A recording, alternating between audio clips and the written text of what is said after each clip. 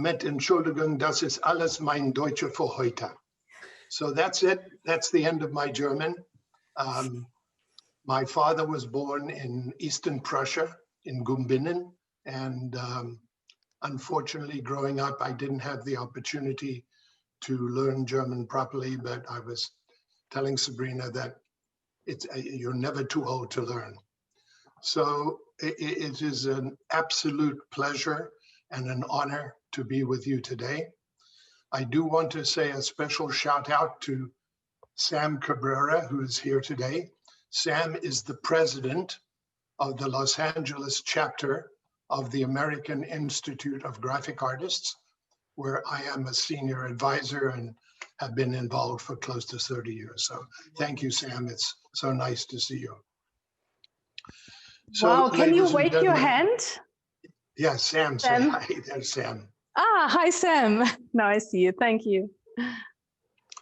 So, ladies and gentlemen, 49 and a half years ago, my graduate school professor asked students who would like to not do the thesis for this class. My hand shot up so fast, was like a rocket ship. He said, congratulations, Mr. Gerson, see me after class. I saw him after class, and I said, what is it that I have to do? He said, you have to go and teach my business management course at a place called the Art Center College of Design in Los Angeles. Well, a wave of cold fear went through me. As I said, Professor, I'm a student, I'm not a teacher. He said, you are now. And that, ladies and gentlemen, was the beginning of my love affair with the Art Center, which is now in my 50th year. This is year number 50. And I have taught about 6,700 students in that time. That love affair also brought me to a place where I could begin to understand and appreciate the power of design, because I believe that the purpose of design is to make our lives better.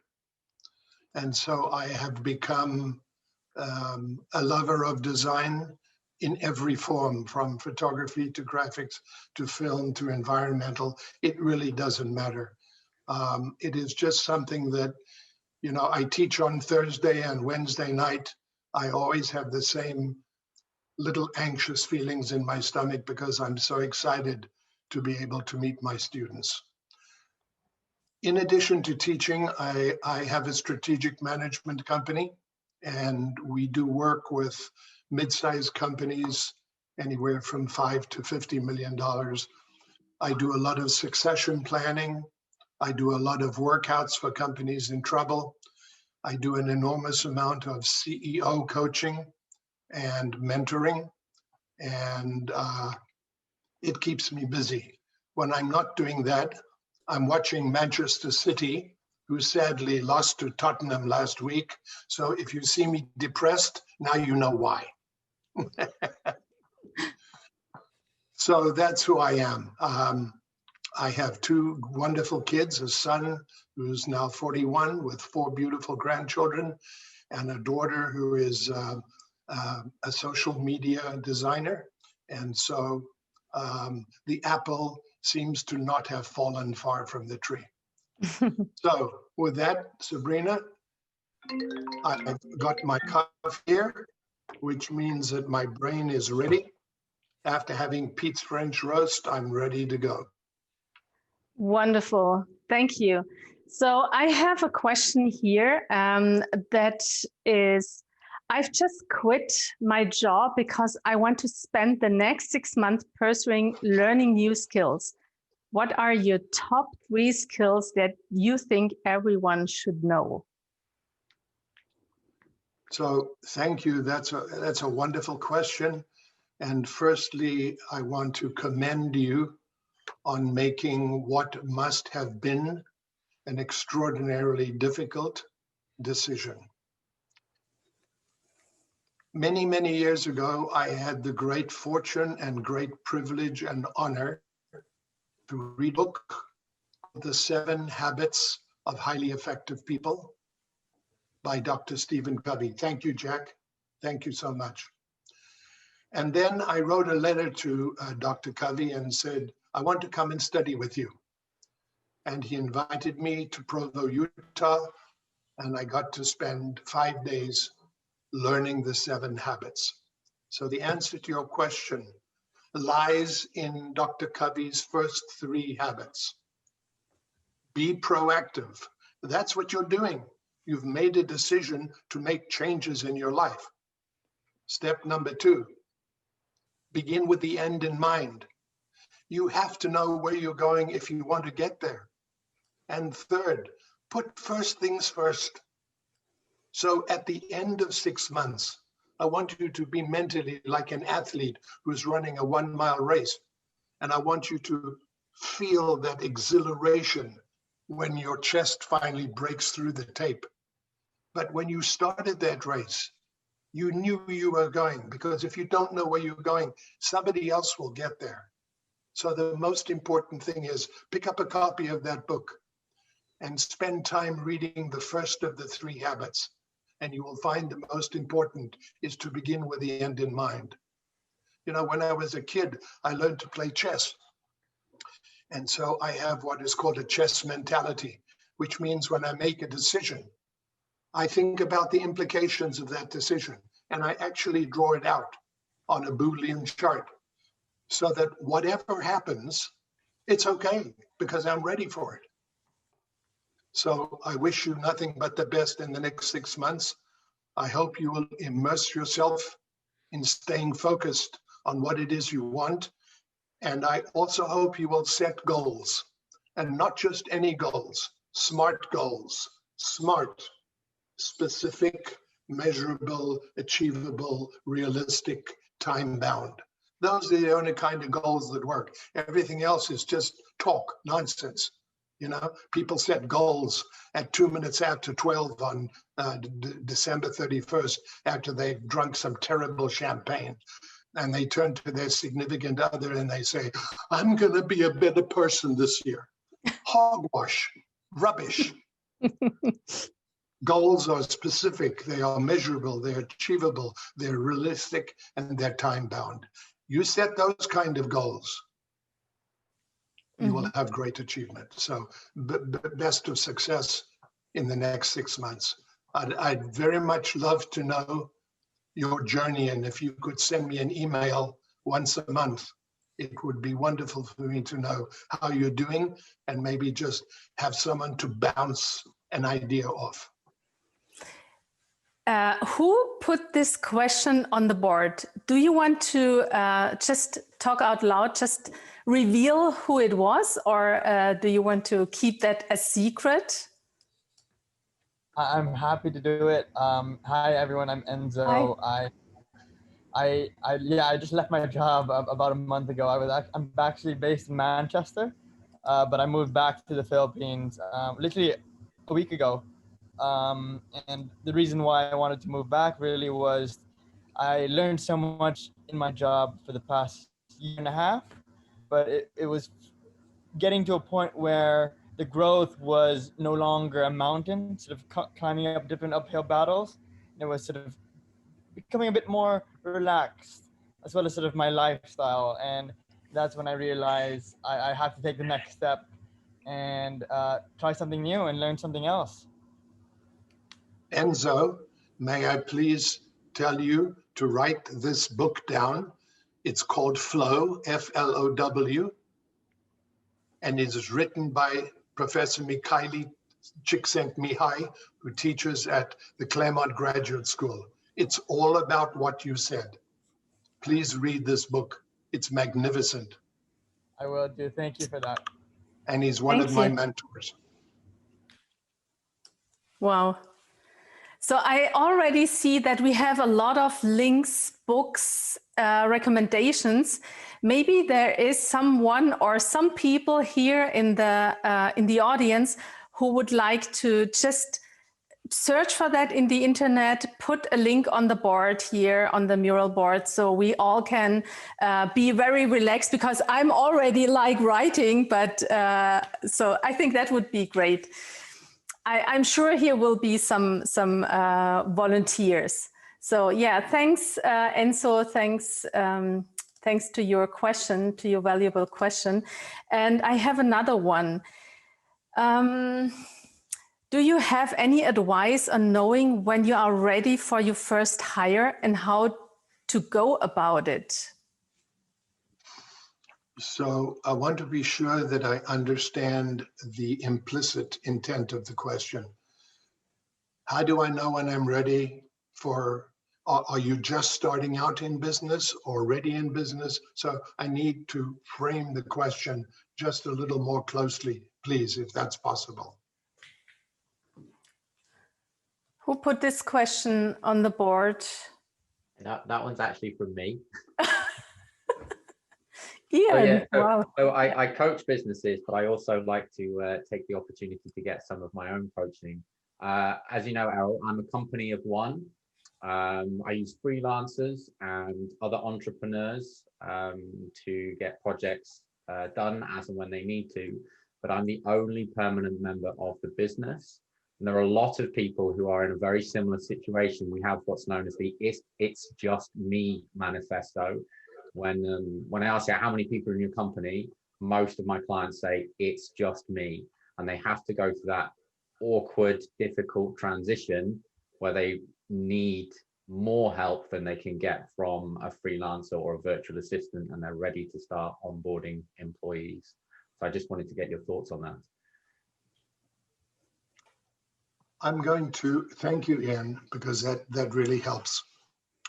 I'm going to answer this question by telling you just a very quick story. Everybody knows that Errol is a storyteller. It's my favorite thing to do in life. So after I graduated USC undergrad in accounting, MBA in finance, I went to work for Arthur Andersen, which was at that time one of the big 8 accounting firms. Then after Enron went bankrupt, so did Andersen, sadly. After 4 years, I woke up one morning and I looked in the mirror, which I do every morning as I brush my teeth, and I asked myself a question. Do you like what you see? And the answer on that day was no. So I said to myself, self, what's going on? Well, Errol, you're finding excuses to call the office and say you're going to be late, or you've got a doctor's appointment, all of which were not true. But you have to be doing it for a reason. And then I realized I liked what I did. I just didn't like doing it for other people. So I asked myself a question, Errol, are you a chief or are you an Indian? Which are you? Are you a chief or are you Native American? What are you? And I realized that my whole life I'd always taken positions of leadership because it felt right. So I had breakfast and I walked into the partner's office and I said, Jack, thank you, goodbye. He looked at me, he went, you going somewhere? I said, yes, I'm leaving Andersen. Oh, you're going to another firm? Yes. What's the name of the firm? Errol Gerson and Company. He says, but you don't have a firm. I said, Jack, you always have to add the word yet when you have a conversation with me. I said goodbye. I went home. I walked over to an area of Los Angeles called Century City. I went to the biggest building I could find with a fancy address, 2029 Century Park East. I went to the leasing officer and said, do you have a tiny office that I can afford? She said, yes, 125 square feet for 100 a month. I signed the lease on that day.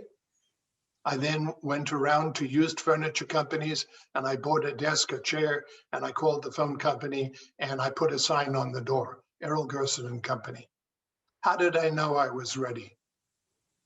Because I always do an inventory of my skill set, by doing SWOT analysis on myself at least once a month.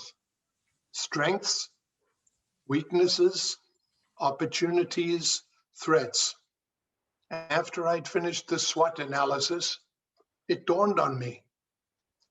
I love what I do, which is helping people.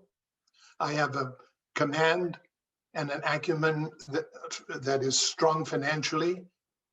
So why don't you open your own company? And that's exactly what I did. How did I know? Because I ticked off all the boxes that were necessary. I hope that by hearing what I did, that somehow answers your question. By the way, you may ask, Errol, you had no clients. You have to say yet. You see, what I then did was I called the USC Law School and asked if I could teach the graduating law students about accounting and finance. Then I taught in the medical school, the dental school, and then I used to go to all of the rock and roll clubs on Sunset Boulevard. And when I saw the audience loudly applauding for a band, I would bullshit my way backstage. I would go up to the lead singer and hand him a card, and the card said, "My name is Errol, and I'm your new business manager." 6 months later, we had 16 bands we were representing. So what if they said no? No means next opportunity. That's all it means. Just like the word fail means first attempt in learning. See, I was raised with a philosophy that says, look for the good, and it works. Amazing. Does that answer your question, Ian? Yes, yeah, it does. Thank you. Just trying to write it all down. Yeah. Share with us. So I have another one. If you could go back and talk to yourself when you're in your 20s, what advice would you give yourself? Fantastic question. Mm-hmm. And it's Like one that as I well. do all the time. I would sit down and say, Errol, you are a very arrogant person, and you had better learn to kick your own ass before somebody does it for you. Where did my arrogance come from? Came from fear. Came from fear of people not thinking that I was possibly smart enough, or that I was possibly not good enough to provide some assistance to them. And my friends, it wasn't until I discovered Brené Brown and this magnificent word, and she changed everything about the way I think. I never wanted to be vulnerable because I was taught that vulnerability was weakness. What I was taught, because as a child, I was sent to boarding school at 5, so that wasn't a great experience. But one thing I learned there, that if you were to show any emotion, i.e. tears, you would end up with your head under a table and a stick coming at you very, very quickly. So I would tell myself to be vulnerable, and I would tell myself that it is only when you are willing to be vulnerable that other people will love you. And it is only when you are vulnerable that you can learn to love yourself. Because, my friends, we can talk about business from today until the last day I occupy this planet. But until such time as you understand who you are, and you understand what makes you tick, and you understand whether or not you love yourself, everything else is just chatter. You know what my students call my class? They call it business church. Because that's pretty much what it is. Errol is always mixing the academic elements of business. I teach with a book called Blue Ocean Strategy, written by Chan Kim and Renee Morbon. It's a magnificent book that you should read. I teach that. And then, of course, I teach the heart side of entrepreneurship, understanding yourself. Here's what I say. The person who sweeps the floor should choose the broom. Does that make sense? The person who has to sweep the floor, let him or her choose the broom. After all, they're the one doing the work.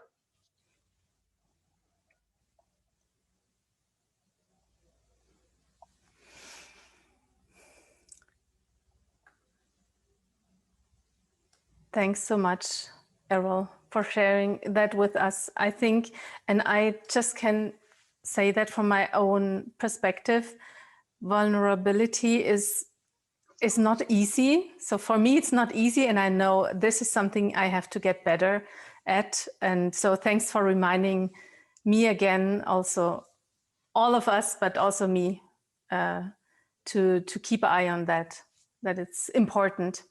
And me. Thanks for sharing that. There's another question. What makes some people successful? Maybe I can just add on something to that. That for me, that sounds like what makes some people successful and others not. So what makes the difference? I just interpret this question. If it's wrong interpreted, please let me know, whoever put this question on, but I would just give it to you as that, what makes some people more successful than others. So I have a philosophy that says words have no meaning, we give them meaning. So when somebody says, what makes someone successful? My first question to you would be, can you please define success for me? Oh yes, Errol, that's easy. Success is, having a Ferrari and having a house in Beverly Hills. No, that's just geography. Tell me what success is. So I want to share with you, I have a tremendous dislike for the word success. I think it's rubbish. Instead, I will ask you to please replace the word with effective.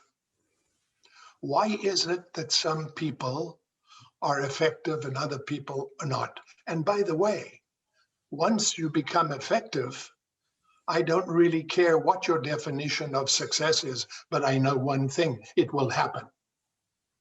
You see, I believe a rich person is a person who knows what they have. Yeah, His Holiness the Dalai Lama teaches that a poor person is a person who keeps wanting more.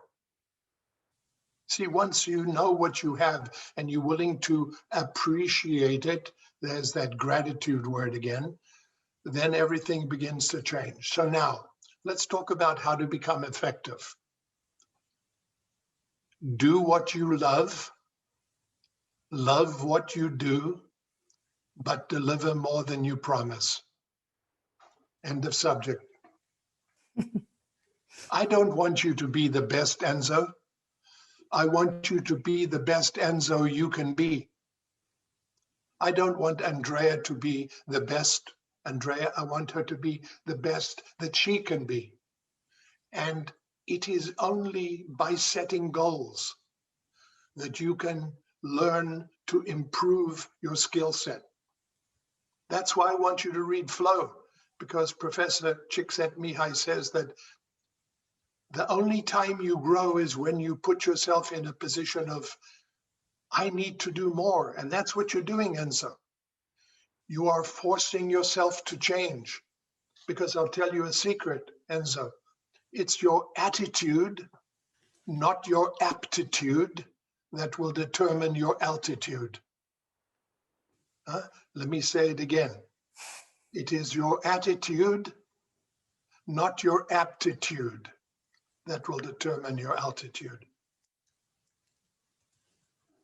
When Richard Branson was 7, his mother put him in the car, drove him 9 miles out of town and dropped him off and said, bye-bye, see you at home. He was with his sister, and off she went. They found their way home. Of course, they didn't know their mother was watching all the time, but on that day, what did he say? He said, I understood. My mother was telling me what I've told my children and what I tell all my clients. I believe in you.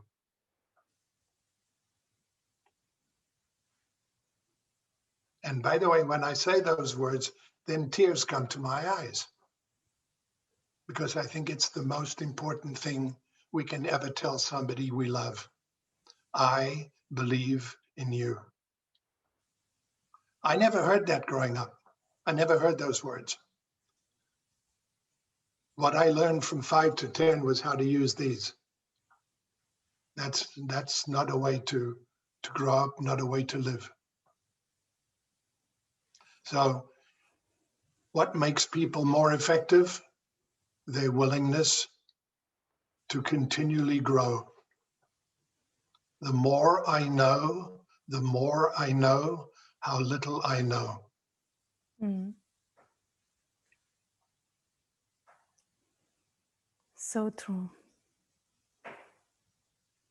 By the way, I'm an accidental plagiarist because that was Socrates. So I know, with apologies, I call myself an accidental plagiarist because I am fortunate enough to have read and learned from so many wonderful people. But it's great to just hear that in such a conscious way, so concise as well. So thanks for that. I just continue. How can I find someone who can be my mentor? Wonderful question. Most important question. So I'm in graduate school, and I had a finance class from Professor James McNeill Stansel, may God rest his soul. And he asked a question in class and I answered, and I thought it was a great answer. And he picked up the chalk duster and he threw it at me. And I thought to myself, this is a great man. And I took another class from him, and Dr. Jim, I never ever called him anything but that, was my mentor for 30 years. And he died 5 years ago. Then I met one day a remarkable man by the name of Wayne Dyer. I hope that name means something to you. Dr. Wayne Dyer is probably a man who is responsible for the profound formative thinking that I have gone through. His first book I read when I graduated college was called Your Erroneous Zones. And when he became my friend, I said, I have a new title for your book, How to Bullshit Yourself. And he said, you're right, Errol, because you see, when you bullshit yourself, that's when you begin the process of psychosis. And he went on to write dozens of books. And the last one he wrote before he died, I will tell you to read, please. And it is called The Power of Intention. And it is a book of genius. And I wrote to him a 4-page letter, and it ended by saying, I would be honored if you would be my mentor. And the answer was yes. And what if the answer was no, Sabrina? Then no means next opportunity. Next opportunity. That's it. Mm-hmm. So he became my mentor. And there have been other people. There is a rabbi who is still my mentor today, who teaches me the spiritual side of myself. And a Buddhist monk by the name of Thich Nhat Hanh, who has taught me a great deal about the world of Buddhism. Concept of mindfulness. which I think is a very core component of effectiveness. Mhm. I give you an Wonderful. example. My students come in the first night of class. They look at me and I don't speak for about at least a minute. And you can almost feel the electricity in the class. They're waiting for me to say something. And then I look at them and I say, if you change the way you look at things, the things you look at will change, which I learned from Wayne Dyer. And then I tell them to stand up and take off their shoes and socks. Now they really think I'm nuts. And I say, now for the rest of this class, as you walk, when you walk, I want you to feel. I want you to be mindful. I want you to look at this and don't tell me it's a piece of paper. I want you to tell me that it is something that came from a great tree, and that tree required water, and it required sunlight, and it required strong soil. Because once you learn the concept that your life is all about interrelated things which make you mindful, then your business attitude changes. Your relationship with your clients turns into rapport, and rapport creates clients who keep coming back and back. That's why I say, and you'll hear it next week, I can show you that money does grow on trees. It just depends whether or not you got the right tree, the right soil, the right water, and the right sun, all of which are in your power.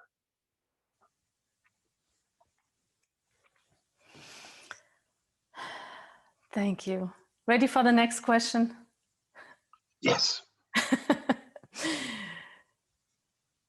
I just stopped my last 3 years full-time job and want to move to consulting. Your top 3 tips, any advice? So we have to define what a consultant is. A consultant is a person who knows how to make love 40 ways, but doesn't have a partner. That's what you are. You're a consultant. You're telling people things that they should do that perhaps you haven't done. So how can you make yourself valuable? I'll tell you what I did. The first thing I do is I write as many articles as I can and submit them to as many magazines as I can all over the country. And I've been doing it for a long, long, long time. My articles are accepted about 10%, maybe 15% at the time. But then when they get published, let's presume that magazine had 15,000 subscribers. Errol Gerson now has 15,000 potential customers. And all by doing what? By making noise. If you make noise, people want to know, is this good noise? Is it noise I should listen to? And who's making the noise? So that's what number one. Number two, I then get invited to speak at conferences all over the country. And when I go to a conference and there's 2,000 people there, I've got 2,000 people who are now potential customers. And at least 20, 30, 40 will come up to me. And there's never been a conference I've been to that I haven't walked away with at least 5 to 10 clients. You have to stick out 1/8 of an inch, which is one of my famous stories that has been around at Art Center. And I will tell it next week during our 2 symposium. But it's about sticking out. It's about doing something that people will take notice. You know, when Steven Spielberg made Schindler's List, there's one scene in the movie that everybody remembers. The little girl in the red dress, because the movie was black and white, and people remember the little girl in the red dress. People remember things that are different. So my friends, be different. A student came to me. She said, could I show you my portfolio? With pleasure. It was magnificent. It wasn't just good. I said, well, you should be out interviewing. And then this wave of fear came over her. She said, I can't talk to people. I said, please don't use the word can't in my class, because can't means you never tried. So what is it you're afraid of? I'm afraid of being turned down. I see. Okay. So I had some product designers in my class, and I asked this young lady to give me a pair of her shoes. She thought I was nuts. I gave it to my product design students and asked them, can you please make 2 ice cream cones out of plastic, but they should look realistic, and then glue them to the shoes so they don't come off. And they did. And then after 2 weeks, I gave her the shoes and I told her, tomorrow you have an interview at Young and Rubicam, an ad agency in Los Angeles. It's all been set up. All you got to do is show up. I can't. Yes, you can. Here, I'm going to give you Dorothy's magic shoes from The Wizard of Oz. So I gave her the shoes and she burst out laughing. She went to the interview with the shoes on, and the minute she walked in, 20 people came up to her. Those are the coolest things I've ever seen. By the way, what are you here for? Oh, I'm here to see an art director. Happened to be Herb Llewellyn, an old friend of mine. He loved her shoes. He loved her portfolio, and she walked out with 3 jobs. We have to get outside of ourselves, because this word fear will hold you back from doing anything. You know the funny thing about the word fear? It's an acronym. False evidence that appears real. That's what fear is. It's false evidence that appears real. And when you deconstruct it, then it becomes, I'm finally empowered to achieve results. My friends, it's all about the way you look at things. So you want to become a consultant? You got to pick the area that you want to consult in. Then you want to determine the kinds of issues and problems, which are opportunities in disguise, that your potential customers will have. And then, my friend, please start writing. I have on LinkedIn today, I think 70 articles. They average 6,000 to 7,000 each time. And over the last 3 years, at least a dozen clients have come from LinkedIn and from Instagram both. And all I'm doing is I'm sticking out 1/8 of an inch. That's all. I'm trying to be noticed. That sounds so easy, Errol. But Actually, it is. It's No, just the mindset. So I would like just to ask the person who wrote that about the consulting. Is your question? Do you feel your question is answered, or do you have a follow-up question? Yeah, thank you very much. I appreciate it. Who was that? I didn't see you. It was me. Ivailo, hi. Yeah. Hi, Lou. Hey. Thank you So very that much. answered your question. Yeah, thank you very much. It was very good tips. Thank you. Thank you. So we just continue with the next one. What do you do on a regular basis to integrate this knowledge in practice in your daily life, like actionable rituals? So you see, we want to get a bit more practical. People want to get a bit deeper. okay. So I read every day. I get up in the morning, usually around 6:30, and I read something I have never read before. And it may have absolutely nothing to do with business or with the psychology of business, or I simply believe that when I read, I'm stimulating my mind to want to get better. So I picked up a book this week and I'm currently reading it. Number 2, on Friday afternoon, I do an accounting. It's an accounting of Errol Gerson. I ask myself, what goals did you set this week?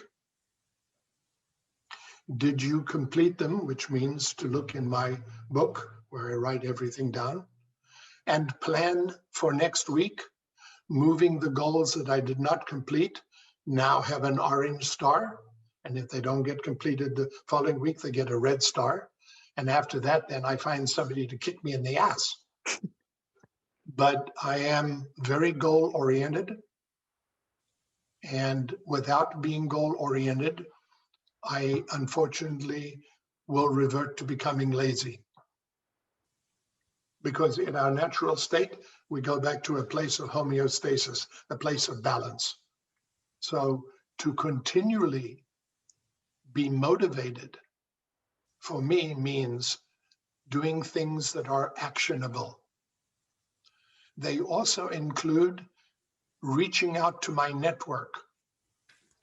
So I just got a note from some senior marketing officer at LinkedIn to tell me something interesting, that the algorithm had picked up that I have wished 60,000 people happy birthday on LinkedIn. And what is more amazing to her is I've never missed a day. So now I have 65,000 new friends and 65,000 people who Errol will have top of mind positioning. In my accounting firm, every client got a birthday card. It was a blank card from a museum, and I hired a calligrapher who wrote the same thing on every card. Happy birthday. You thought I'd forget. Not a chance. Those birthday cards sometimes would sit on the desk of the person for weeks at a time. And once this person happened to be the president of a record company, and an important lawyer came to meet with him, and the birthday card was on the desk, and he asked, why you keep that card?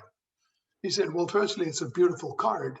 It's a Monet Impressionist painting, and it's from my accountant. And he said, your accountant sends you a birthday card? He says, yeah, birthday card, anniversary card on the wedding. My daughter was in a soccer tournament. He asked how she did. And this lawyer said, maybe I've got the wrong accountant. And the next morning I got a call and landed a very large law firm as a client. I didn't do anything. All I did was stick out 1/8 of an inch. And I do it all the time.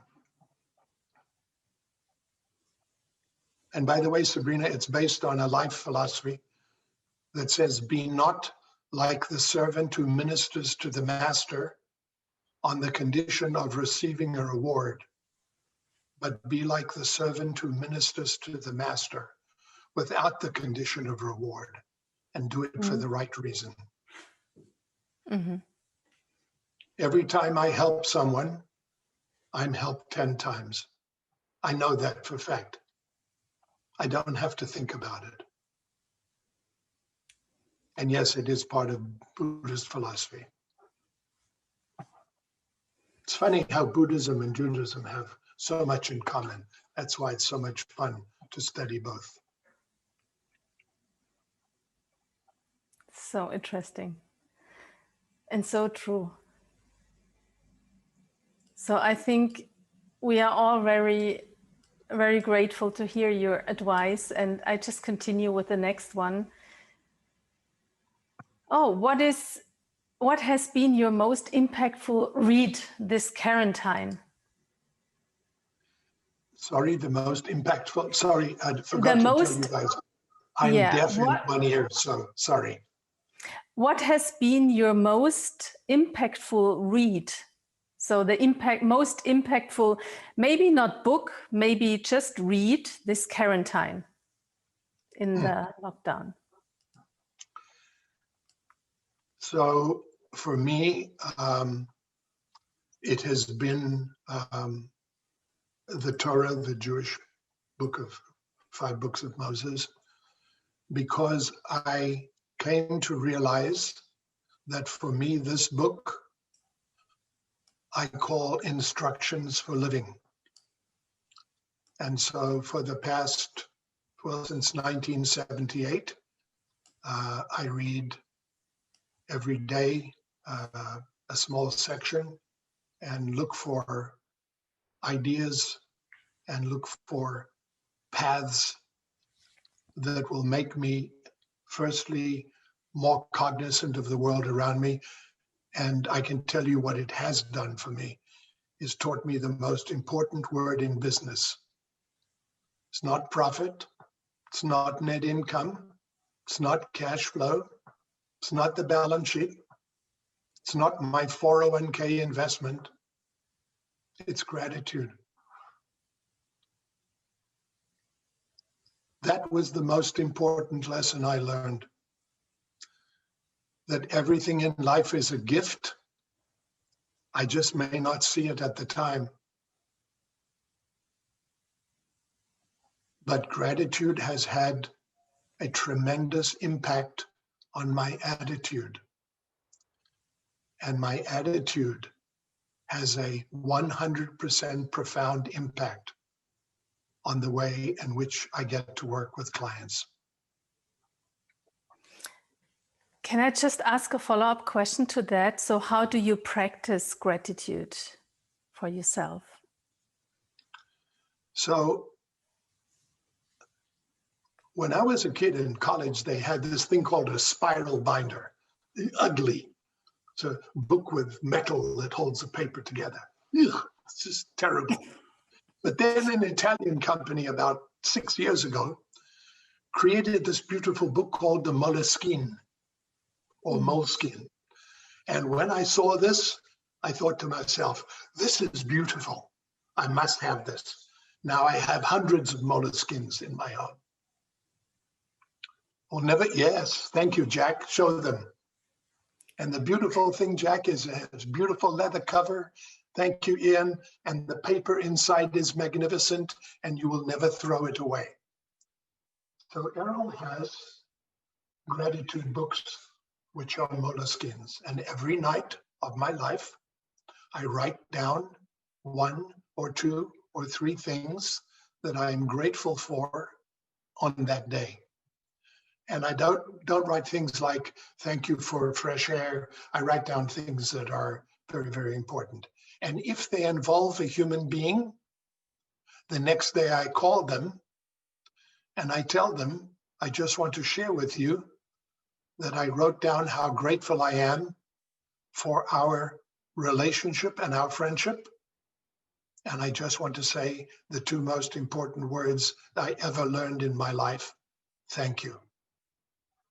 Now I have at least 25 of these books, all full. And then, Sabrina, I read them at least once a week. Mm-hmm. Boy, you talk about a high. By the time I'm finished 10 pages, I'm ready to take on Donald Trump. Oh, wait, he's already gone. Thank God. Yeah. Thank you, everybody. Thank you.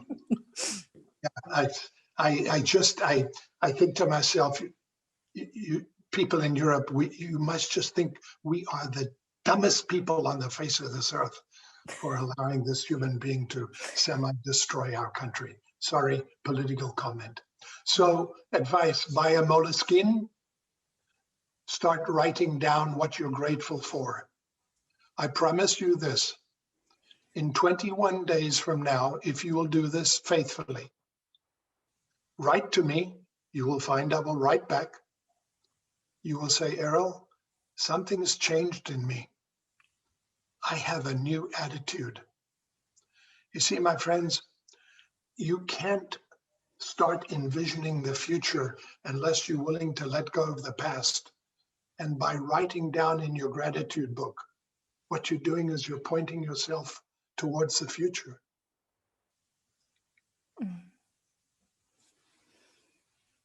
Thank you. So to all the audience, to all the participants here, you heard what Errol said. You have to start tomorrow, take a moleskin and write for 25 days. And then write, Errol. Yeah, I mean, I hope you never stop. And I also want you to get up a half an hour before you normally wake up. If you wake up at 7, start waking up at 6:30. Read your gratitude book and then read 20, 30 pages of a book you never read before. You know, you want to become a better leader? Read Max Dupree, the man who ran Herman Miller. Read his book called Leadership is an Art. Leaders are readers. You cannot run a successful business unless you are a leader.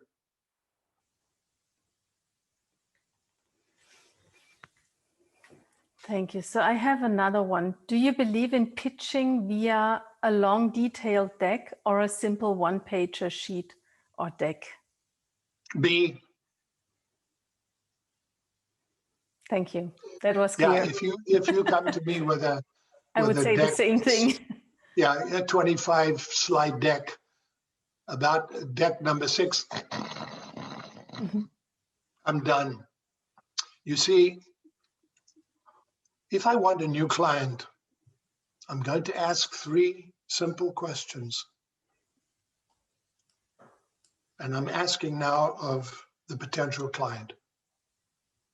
What is the problem to which your company's product is a solution? Question number 1. Question number 2. Who's got the problem? Which now helps you define your target market. Question number 3. Can you give me some examples of people you've worked for? Now, if you can answer those 3 questions,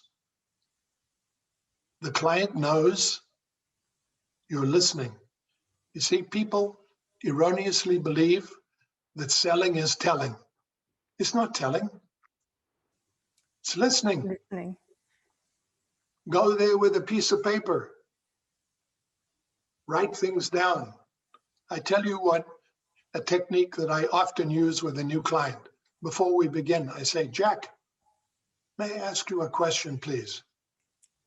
There are lots of consultants in LA. Why have you called me? Why did you call me? You know what the client does? Spends the next 10 minutes telling me why they called me and why they like me. You know what he's doing? He's selling himself on me. My first interview out of college was at IBM.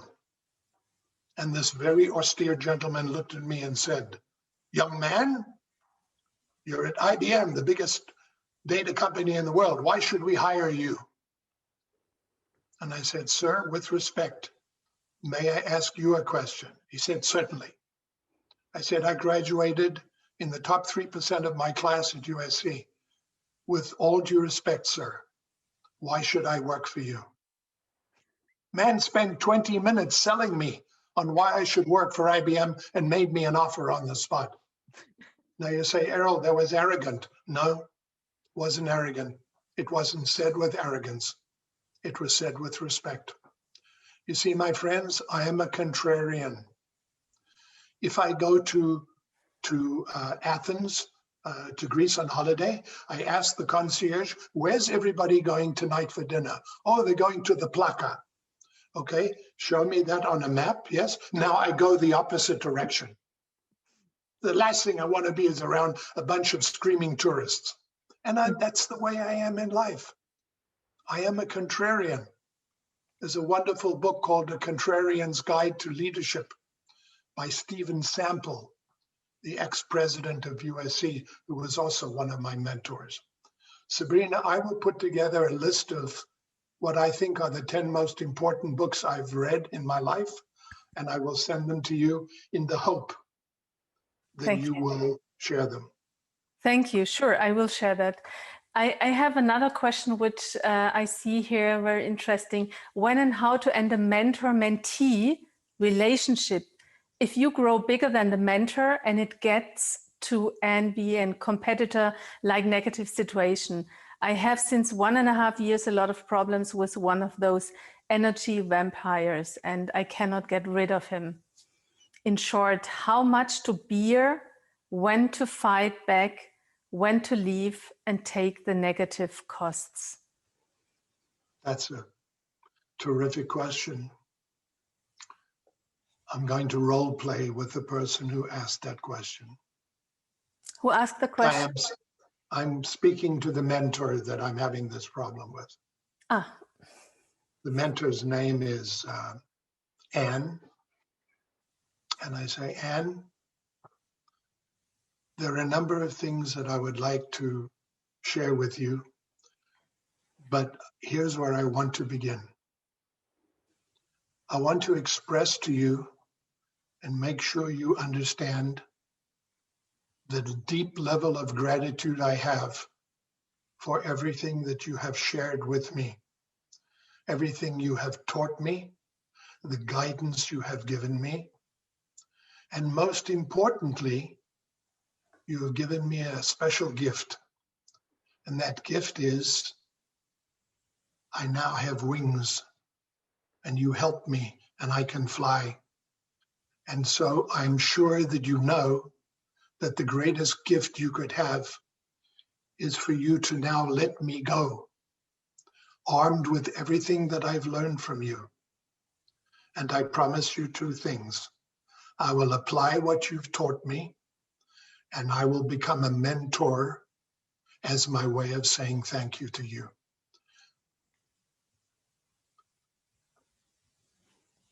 Was I rude? No. No. Did I express gratitude? Yes. Mm-hmm. Can this person say, what do you mean you're leaving? No. No, of course not.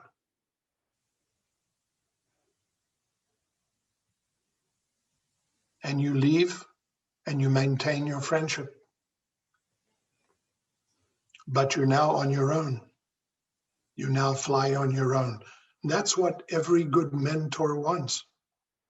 And by the way, I have kicked out at least a dozen people whom I have mentored. I've said to them, okay, you're done. What's the matter? What did I do? I said, what you did everything right. Together we learned. But you know what?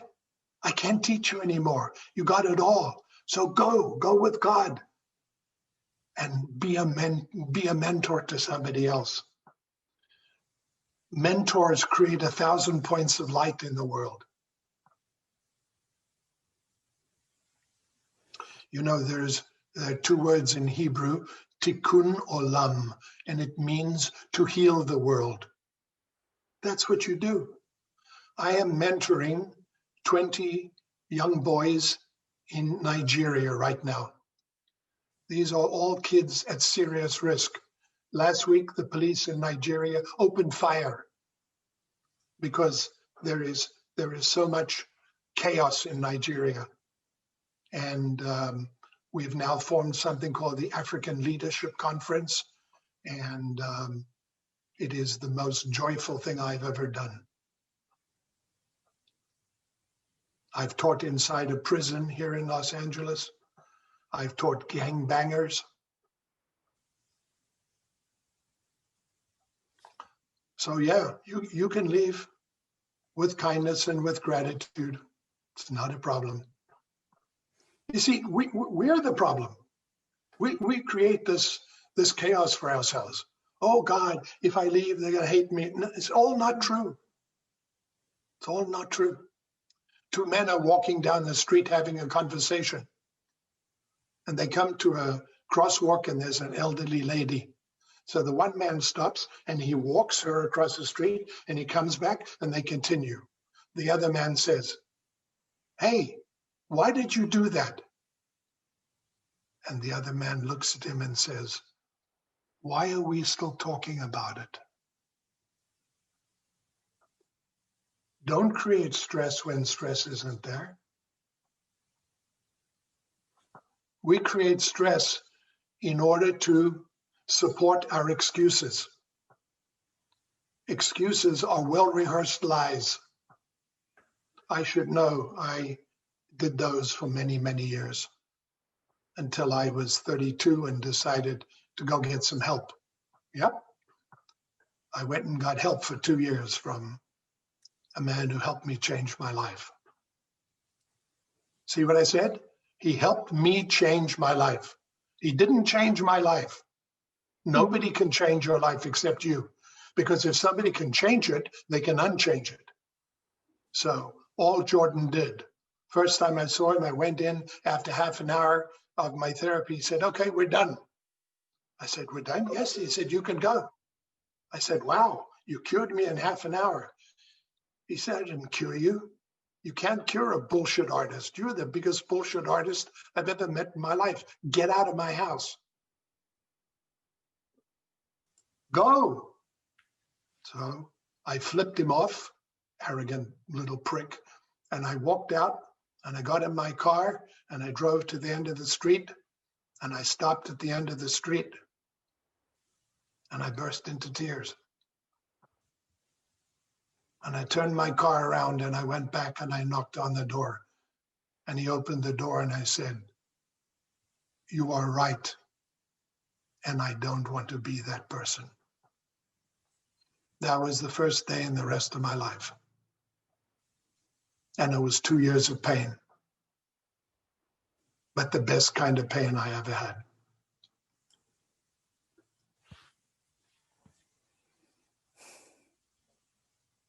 By the way, PAIN is another acronym, persistent attention.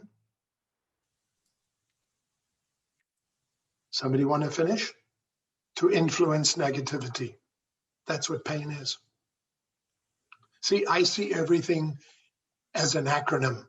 That way I can deconstruct the word. I can reframe the word. My favorite word, reframing. That's a good skill. May I ask the person who wrote that if there's anything unclear or if that's fine as an answer? If you understood and if that can help you take that step? Are you ready to leave? For sure. Good. Please. And if you need my help, Sabrina will give you my email. You can write to me on email, or we can have a conversation on LinkedIn. But I want you to leave so that you can grow, so that you can reach your full potential. Because unfortunately, I think it's a situation now where your mentor may well be holding you back, and you can't allow that to happen. Thank you. You are very, very welcome. Sabrina, please give Annette my contact. Sure, for sure. I'll do that. Thanks. I'm glad that I asked. Me too. So I will go to the next question. I see something also very interesting, and we still have 20 minutes. I think we still can cover some questions. I will just pick something which I think is, can help all of us. So in your experience, do you find that clients appreciate your vulnerability? So potential or current clients? Yes, yes, and yes. And with respect, if they don't, it's not their fault. It's my fault. Mm-hmm. I used to send out a card, and it used to say, Happy 28th of July. And I sent it to every single client we had. And then my phone would start ringing. Errol, yeah? This is Andy. Hi, Andy. I just got this card from you. Yeah. It says Happy 28th. Yeah. What does it mean? Oh, it means it's the day after the 27th. He said, come on, don't be silly. Why did you send it to me? I said, that's very easy, Andy. So you'd call me. Now I used a piece of software called Goldmine.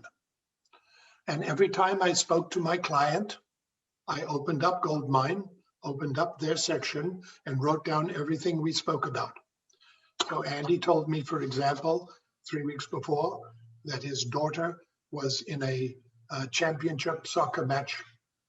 And I would say, by the way, Andy, I have a question. How did your daughter do in that soccer match? And the response was always the same, no matter what the subject. How the hell did you remember that? I said, well, this is your daughter. This is your flesh and blood. And this soccer tournament must have given you a great source of pride. So forgive me, I'm going to be greedy. I want a little of the pride. How'd they do? I continually spend time building rapport with my clients. Nobody cares how much you know until they know how much you care. Mm. It doesn't take much.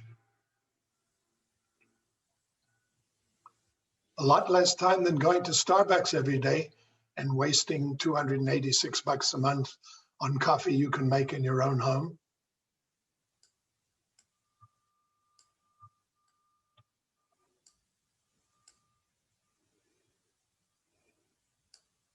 Any spontaneous questions, Sabrina? Somebody want to blurt one out? I'm still flashed from your last answer. So what advice can you give us? Oh, now someone put other thing over that, to be more organized and reflective. I just add there, besides the moleskin and reading in the morning, because that helps. Yeah. So we have two extremes. We have a very objective word called organized, mm-hmm. and a very subjective word about being reflective. So I need to separate them. Being organized. In the military, there's an acronym called WID, and it stands for write it down. I have a different way of being organized. My acronym is T like Tommy, I like Indigo, O like Oscar. It's called touch it once. So I get a letter from a potential client about a question. I don't put letters in a stack. That letter is opened immediately, and I have a piece of leather that has 31 slots in it. And if that answer is due on the 14th, then I put that letter in on the 7th. And everything that I need to do is in my 31 slots, everything. So I touch it once. I don't put it down, because if I were to ask many of you, have you lost your car keys ever? Yes, there would be lots of heads nodding up and down. So I had a student who used to be late for class every week. And I said to him, his name was Louis. I said, Louis, why are you late every week? He said, Professor, I lose my keys every week. I said, okay. He came to class next week. I bought him a 6-penny nail, this big, and a piece of paper with the following words on it. Put the keys here, asshole. I said, now go home and take a hammer, close your front door, hammer the nail in, and put the piece of paper on top. He never lost his keys again. You got to kick your own ass before somebody does it for you.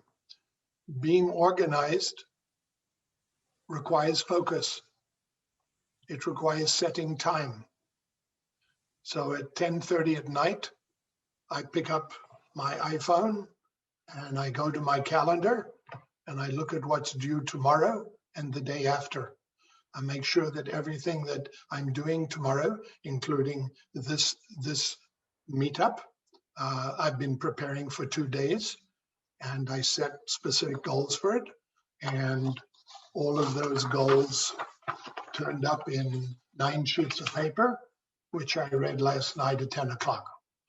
So when this morning came, I'm ready, I'm prepared, and I'm very mindful of the fact that I've done my work.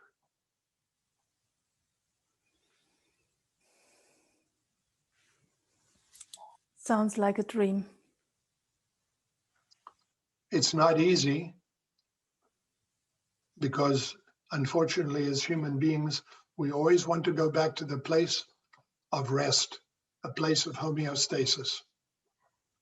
I know that Bob Dylan said, if you're not busy being born, you're busy dying. So I am 76, which means I have fewer breaths left than you do. And I can tell you one thing, I'm not going to waste any of them. Can I add something to that, which I think can help as well, at least for me, learning to say no. It's hard, but when I try to get organized and to do my stuff, I think always I need to say no to something. So I think that's really hard. I read a book about that, Essentialism, and that resonates so much for me. And so I just say try to practice that. It's still hard, but I think that's also something that can help. So Sabrina, you're right. And what you're doing is you are negotiating with yourself. And all of you need to learn to become master negotiators. So in 1986, I went to Harvard and studied at the Harvard Law School in the negotiation project, 16 weeks. It was taught by Professor Urey and Professor Fisher, William Urey and Roger Fisher, and they wrote 2 books, which I'll put on my list. Listen to the title, Getting Past No and Getting to Yes. And these 2 books will teach you to become master negotiators, and more importantly, teach you to become master salespeople. Getting past no and getting to yes. Small books, magnificent, well worth reading. And they will keep you constantly motivated. You know, a student once said to me, when I leave your class, I'm always so motivated, but then the next morning I just go back to my old ways. So, you know, your motivation doesn't work. I said, let me ask you a question. Do you wash every day? Do you take a shower? He said, of course. Why? I said, well, you tell me why you wash every day. He said, to stay clean. I said, same with motivation. You got to do it every day. You can't do it one day and expect it to last for a year.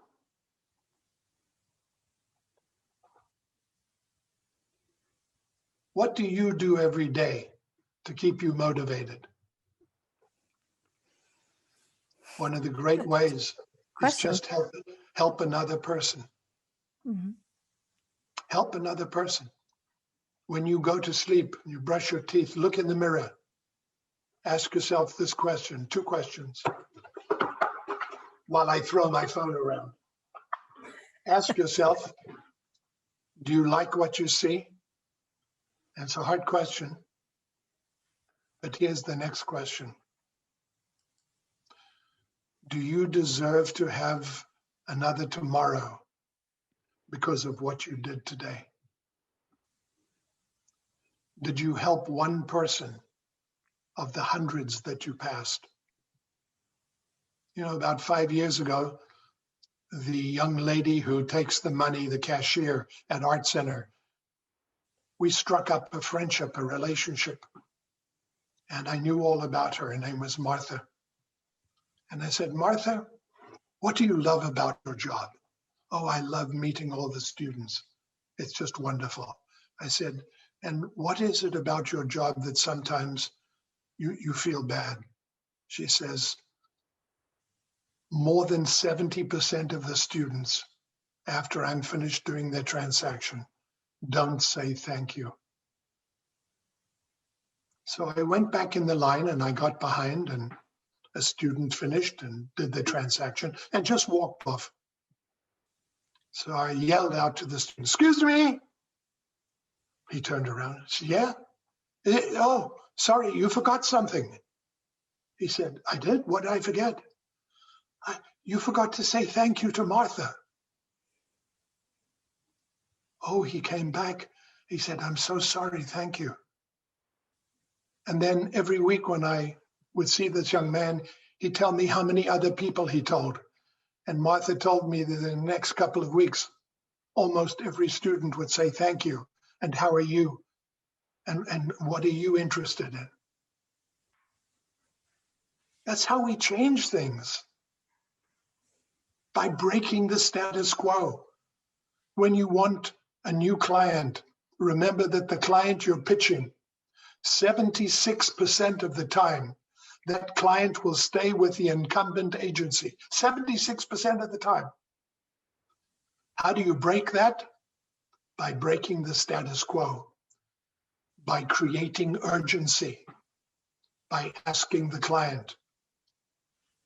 If you guys continue with the current branding methodology that you're doing, do you believe that that will get you to the goals that you've set for your company?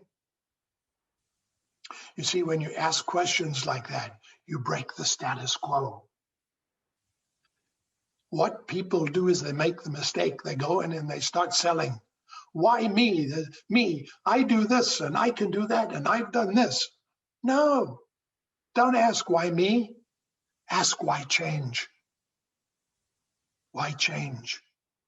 Break the status quo, create urgency. Next week, I will show you how to do that in a PowerPoint that I've created for you called Contagious Selling. And I like the word contagious, except in the current situation in the world, sorry. But contagious selling is how to make people sell for you.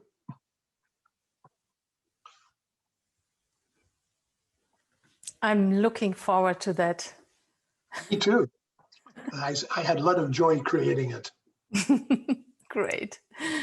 So I have, I would say, two last questions. What do you do if others steal your IP and sell it as their? Maybe we can, this is a following up mentor question. Please don't say be proud, you're good, they copy you. Maybe it's not only about the IP, maybe it's just in general.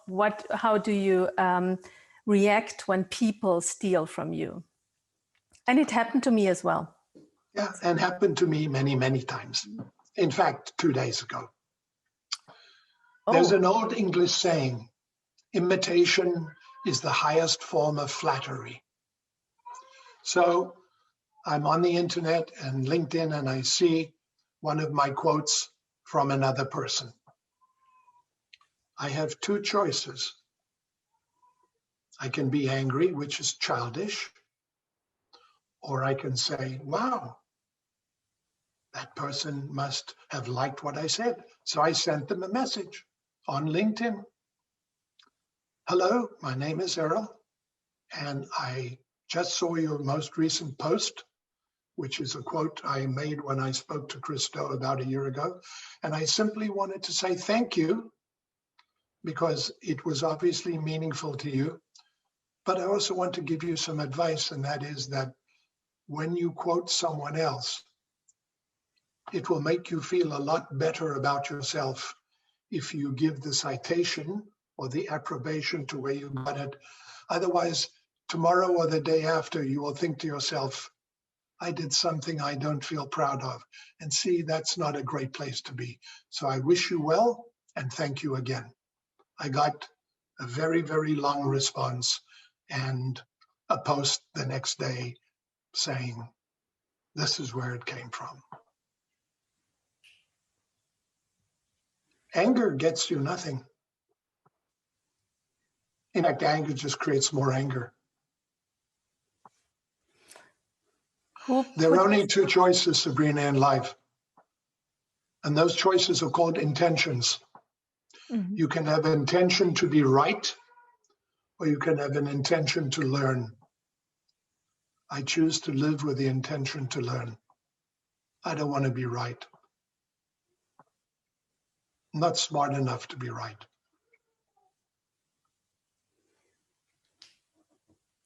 I just second that. I want to embrace that. I want to be, I will follow that. I cannot say I do the same, but I feel that this is right.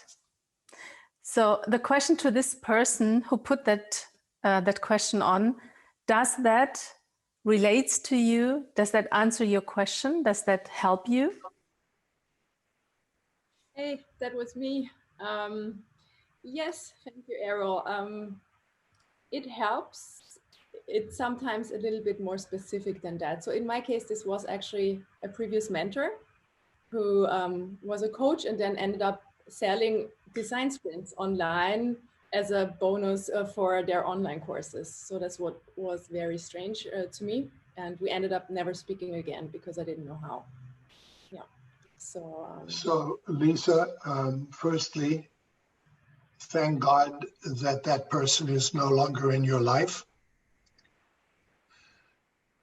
If the intellectual property they took was a substantial sum of money, now my attitude is going to change, and I will tell you to go and seek legal counsel immediately, because the theft of intellectual property that has substantial value is not, you're not going to get the kumbaya from Errol anymore. Not going to happen. And by the way, I had a student whose work was stolen and ended up being in a brochure of a very famous rock and roll star whose name I can't use. But I took him to a very fine law firm, and my student received an award of $150,000. So I don't do kumbaya when somebody has been wronged in a situation that has taken, forgive me, bread off their table. But when a reprehensible person like that does something so disgraceful, to steal something from another person whom they were giving advice to, my response is, thank God you're rid of them, because that's not someone I would like to be around. And on the day of that person, when they take their last breath, that may be the last thing they ever think about. Shame on them. Thank you. It was more complicated than that. It was a whole sprint. I'm sure. But in the end, she already got her karma. Her business has no direction. I became to be more successful. For me, it's okay. I don't want to fight, but thank you. Thank you, Errol. So we are in the end, and if there are no more burning questions, so I just hand it over to you. If you have something burning, so just open your mic and speak out loud. Come on. 2. Sabrina, I just wanted to thank you for the invitation. And like I told you, I don't know if I even have a time, and I might be leaving earlier, but I didn't do it. It was fantastic. And thank you, Errol. Thanks for all the good input, for all the questions. And Laura for all the work in the background on the mural. Thank you. Yeah, that was great. And you remind me, Andrea, that a lot of people, they ask me for a recording. They send me gratitude, and they just appreciate it so much that you are here, but they cannot be with us tonight. So I get really a lot of direct messages and emails, and so I want to let you know. So I think that was amazing this evening, and I just can thank you, and I'm looking forward to next week. So it's also on the board, and I didn't show you, maybe I can show you quickly, that we set up a form, On the board, I summon you there. So whoever is still on the board will see that. You have to apply for the workshop because we don't have so much space. And so, yeah, I'm looking forward. We already have some applications, so there are still some places free. So if you like to join us next week, Tuesday and Wednesday, also at 6 o'clock, it would be great. And I'm so much looking forward to learn more from you. And I just can thank you from the whole community. And maybe Ian, you would like to say the last words. Some last words. Put me on the spot there. I've managed to get through the whole thing without really saying anything, so that's been quite a success for me. Those of you who don't know me, I absolutely hate being on camera.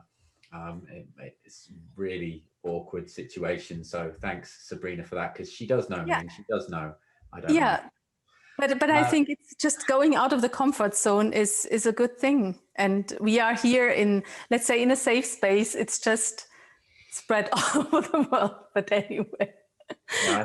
Tonight's been incredible. I think I've learned a lot from Errol, and Errol's been a great source of inspiration over the last year. And it's been interesting tonight for me from a personal perspective, because it's nice to hear that some of the things that I already do. So this is my gratitude journal. This is a gift I send out to all of my clients, which is a picture of a duck, which they put on their walls and hang behind their desk, a kind of top of mind positioning. So that's really good. And I'm really looking forward to next week. So Tuesday is going to be contagious selling and top of mind positioning. That's going to be the kind of the theme of the session. And then Wednesday is going to be the value of break even, and why that particular number is so powerful and so important. Of all the numbers that you could possibly track in your business, that's the one that is most valuable.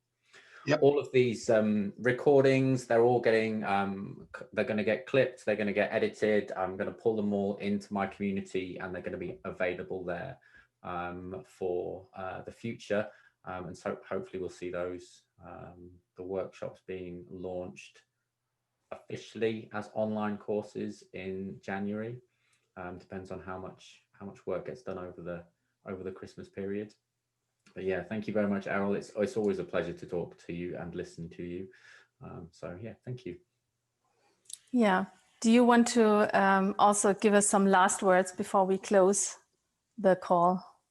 Well, I do. And the first thing I want to do is to thank Ian and Sabrina for giving me this honor and wonderful opportunity to meet all these wonderful people. I'm very, very grateful. It's something I love doing. I want to end by saying something that I hope you will hear.